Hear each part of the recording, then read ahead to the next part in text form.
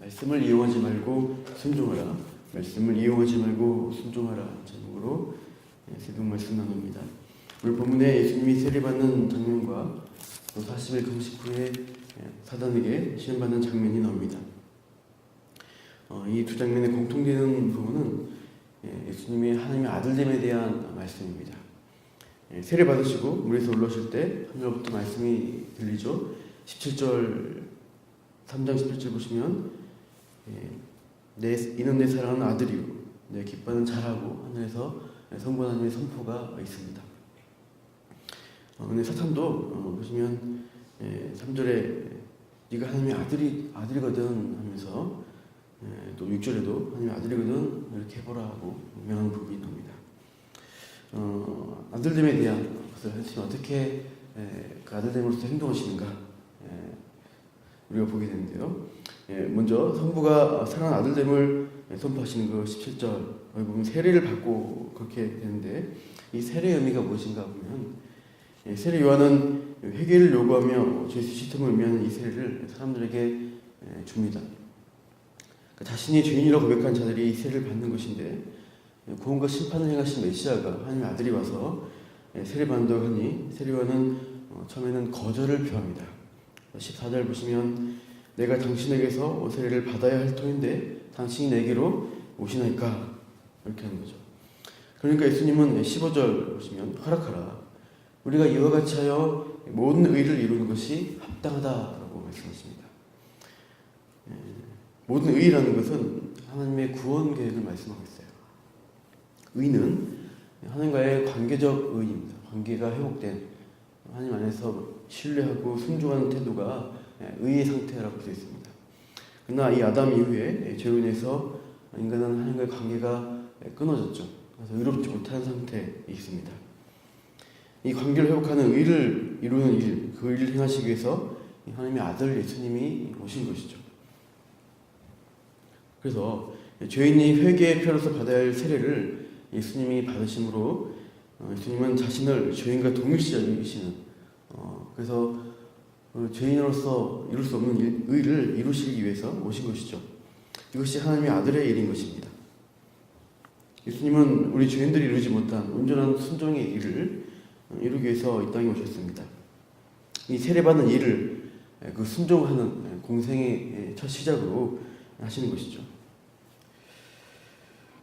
그래서 이렇게 예수님이 그 일을 시작하시자 세례받은 일로부터 하자 사랑받는 하나님의 아들이라는 선포가 있게 됩니다. 아들이시지만 순종의 일들을 행하실 때 또 하나님의 아들됨의 일들이 일어난 것이죠. 그리고 나서 이제 40일 금식을 하십니다. 이 40이라는 숫자는 출애굽 40년의 그 기간을 상기시켜 줍니다. 출애굽할 때 하나님의 자녀로 부름받은 이스라엘 백성은 어떻게 해요? 순종에 실패했죠. 하나님을 불신하고 불평과 원망의 말을 쏟아내었습니다. 구름 기둥, 불 기둥으로 보호하시고 말씀하신 하나님을 믿지 못합니다. 그러나 이 예수님은 그 하나님 말씀에 온전히 순종해서 이 모든 시험을 받으시며 온전한 신뢰와 순종을 우리 대신 나타내시려 하시는 것입니다. 이 사탄의 이 세 가지 시험은 이 광야 이스라엘의 백성들이 실패한 그 시험과 같습니다. 3절에 보시면 네가 만일 하나님의 아들이거든 명하여 이 돌들로 떡덩이가 되게 하라 라고 말하죠. 하나님의 사랑하는 아들이라고 그러면은 이 극심한 배고픈 상황 가운데 네가 있는데 당장 그 문제를 해결할 수 있는 능력을 나타내라. 당장 먹는 문제 해결해라. 하나님의 아들이니까 빨리 해봐라 라고 사탄이 유혹합니다. 예수님 어떻게 반응하세요? 신명기 8장 3절을 인용해서 4절에 보시면 오늘 본문에 4장 4절에 사람이 떡으로만 살 것이 아니요 하나님의 입으로부터 나오는 모든 말씀으로 살 것이라. 이 말씀을 인용하면서 그 떡을 만들라는 돌로 떡을 만들라는 사탄의 말에 말을 듣지 않죠. 이 광야에서 이스라엘 백성들은 어떻게 했습니까?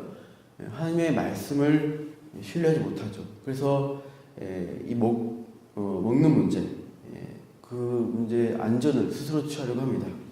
내일은 내일의 만나가 내린다는 것을 들었지만 그 말씀을 믿지 않고 더 많은 만나를 저장해 둡니다. 그래서 당장 네 스스로 먹는 문제를 해결하지 않으면 굶어 죽는다. 이런 사탄의 거짓말에 넘어가는 것이죠.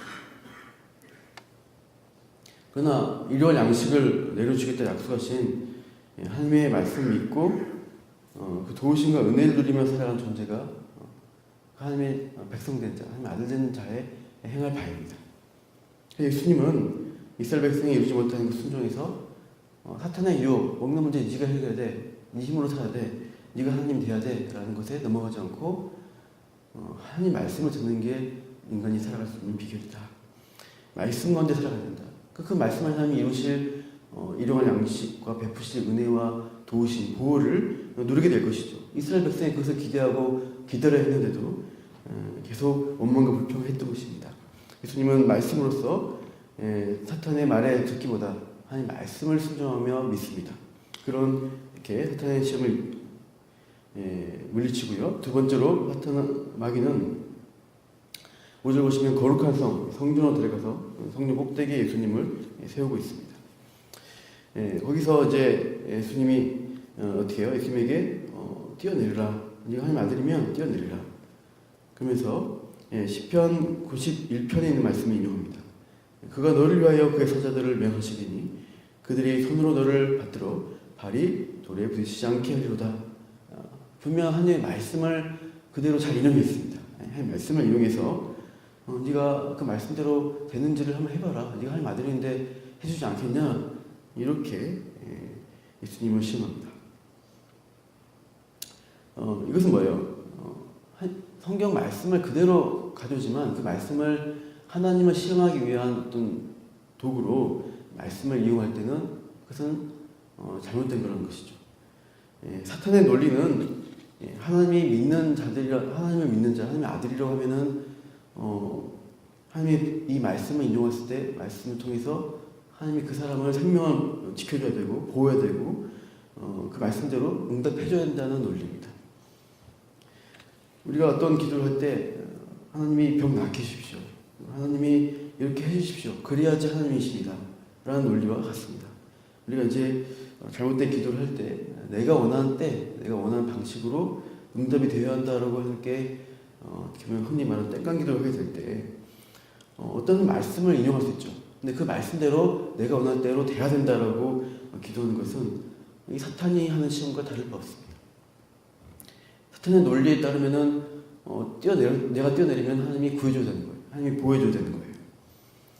이것은 하나님을 시험하는 것이고 광야에서 얼마나 많은 이스라엘 백성들이 하나님을 시험하고 모세를 대적합니까? 그런 것처럼 이 사탄도 말씀을 인용하지만 하나님 성경을 인용하는 것처럼 보이지만은 실상은 하나님을 대적하는 자리에 예수님을 넘어지게 하는 것이죠. 그러나 예수님 어떻게 해요? 7절 보시면 주 너의 하나님을 시험하지 말라. 하나님 말씀을 가지고 하나님을 시험하는 것이 아니라 말씀에 신실하신 하나님을 기다리고 순종하는 것. 하나님의 주권을 인정하고 하나님의 인도심을 따라서 우리가 순종을 나아가는 것이 필요한 것입니다. 많은 믿음의 선배들이 하나님의 놀라운 응답과 보호하심을 경험했죠. 그러나 때로는 고난받는 자리에 하나님이 두십니다. 그때는 그 하나님의 주권을 믿고 신뢰하면서 고난을 당하죠. 그러나 하나님은 최종적으로 가장 선하신 것을 주실 분인 것을 믿고 신뢰하면서 고난을 당합니다.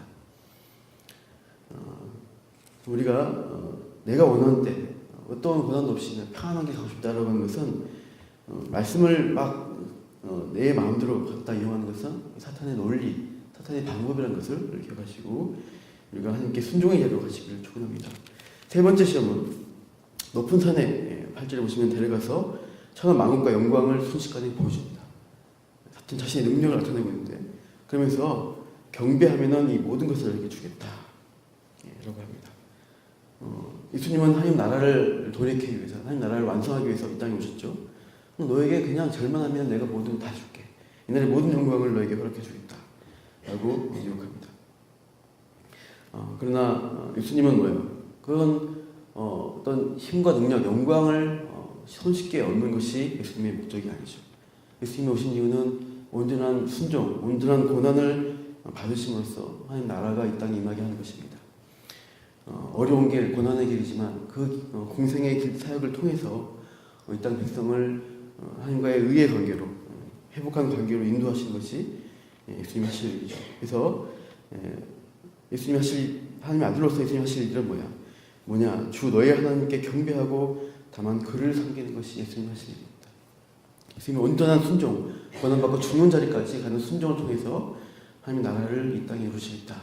그렇게 사탄의 시험을 물리치면서 이 순종의 삶을 앞으로 살아가시게 될 것입니다. 우리가 이 사탄의 시험, 우리에게 있는 유혹들 우리가 잘 분별하고 내 힘으로 내가 하나님인 것처럼 또 때로는 하나님 말씀을 인용하면서 거룩한 것처럼 할 수 있지만 그 문맥에서 또 그 의도가 말씀을 시험하고 나의 중심, 나의 목적을 위해서 쓴 것이라면 그 사탄의 방법이라는 것입니다. 그리고 오늘 하나님 말씀 가운데 하나님의 주권을 믿고 신뢰하면서 하나님이 가장 선한 길로 인도하시고 나에게 가장 좋은 걸 주시는 그 하나님이신 것을 믿고 또 예수님이 나를 위해서 이루어주신 그 모든 일들을 감사하면서 오늘 하루도 순종의 성도로서 살아가시기를 축원합니다. 기도하겠습니다. 하나님, 예수님이 이 땅에 하나님의 아들로서 오셔서 참 그 관계가 깨어져 버린 죄인들, 하나님 말씀에 순종할 수도 없고 참으로 이 사탄의 유혹과 넘어질 수밖에 없는 우리들을 대신해서 예수님이 모든 신뢰와 순종의 삶을 살아가셨습니다.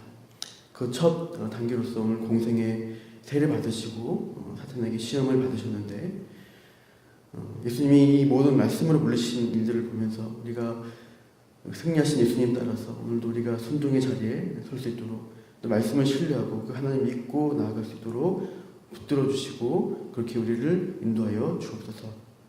오늘 하루도 함께 하실 주님을 찬양하며 감사하며 예수님 이름으로 기도합니다.